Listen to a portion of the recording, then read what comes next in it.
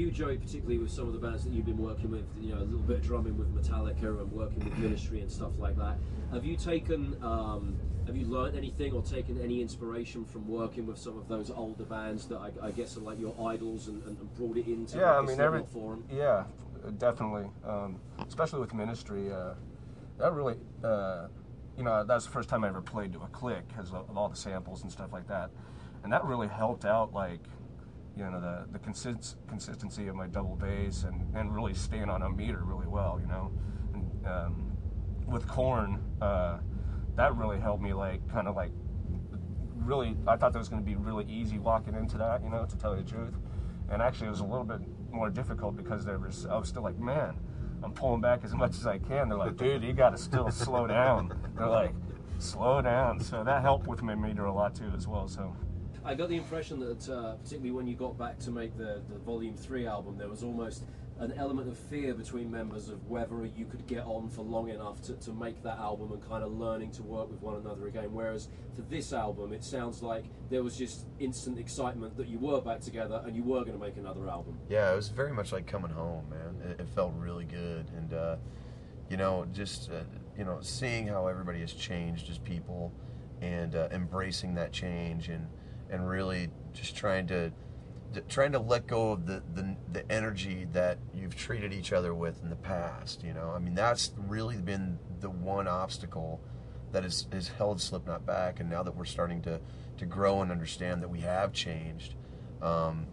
sky's the limit for us. Came off a really crazy album cycle off of Iowa where basically the world was just in a weird place, so we had a lot of rebuilding to do for Volume 3. And we wanted to keep things down where we're so used to spending lots of money on the tours, on the stage, and we decided to rebuild our family. So this record was a lot easier because all the rebuilding had already been done. The sacrifice had already been done, and it felt really good. There wasn't, you know, the only real resistance we had this record cycle was just really fighting for the songs, the parts, and you know, all of that, just making it the best we could. But that's something we got to do anyway, you know, for ourselves and for our fans. So this record was relatively easy, and it was an honor to be able to record in Iowa finally, to prove that you can be an A+ band, a platinum band, and you know, record in your own city if you want to, you know.